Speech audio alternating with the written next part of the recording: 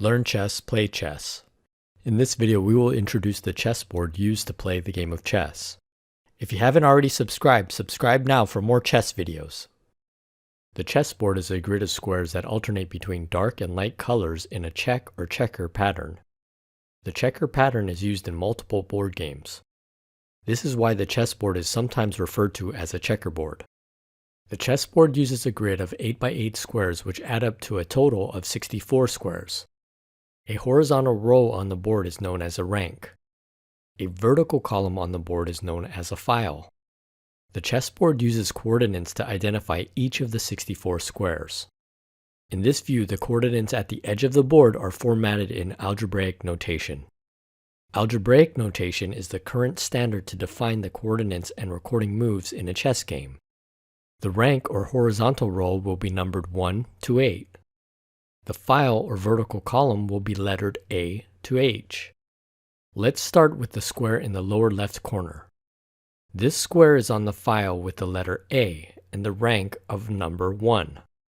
This square is identified as A1. Please keep in mind that A1 is on the lower left corner for the player with the white pieces. Also keep in mind that A1 is a dark colored square. In this view, we can see the labels for the rank, the file, and each of the individual squares on the board. Again, each square is identified starting with the letter of the file combined with the number of the rank. As opposed to a computer, traditional chess games are played in person with a physical chessboard. These games are sometimes referred to as over-the-board chess. On a physical chessboard with notation, half of the letters and numbers may be upside down. This is done to accommodate both players of the game. In this view, we are continuing to see the A1 square on the lower left corner. Again, this is the view from the perspective of the player with the white pieces. Although some of the notation may be upside down on the board, the identity of each square remains the same. For the player with the black pieces, this would be the view of the chessboard. Let's look at the square on the left corner for the player with the black pieces. This square is on the file with the letter H and the rank with the number 8. This square is identified as H8. Also keep in mind that H8 is a dark colored square. In this view, we can see the identification of the squares on the board for the player with the black pieces. Again, each square is identified starting with the letter of the file combined with the number of the rank. This is the view for the player with the black pieces on a physical chessboard with notation.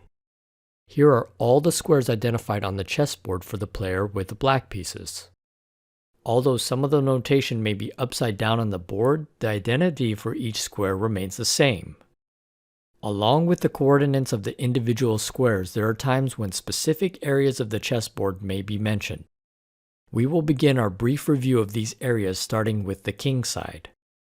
The king side refers to the half of the board with the squares on the E file to the H file.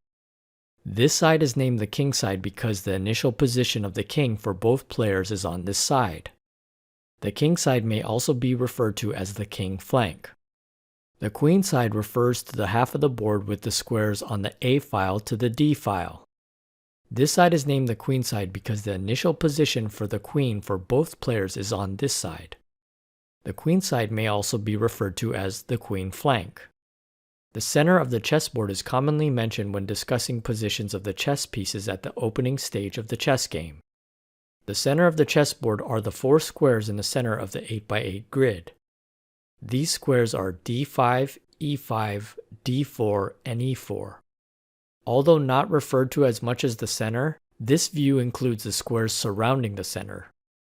The squares surrounding the center may have less value, but they are still used often at the opening stage of the chess game.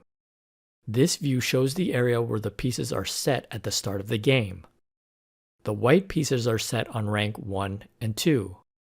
The black pieces are set on rank 7 and 8. These areas could also be called the starting territory for each player.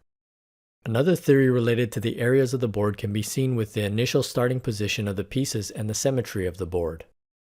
If we split the board in half horizontally, we could also say that each player has the potential to influence half of the board at the start of the game. One way to look at that is that black pieces influence half of the board from rank 5 to 8. Consistent with this perspective, the white pieces influence half of the board from rank 1 to 4. This concludes our introduction to the chessboard, and there will be more videos to follow.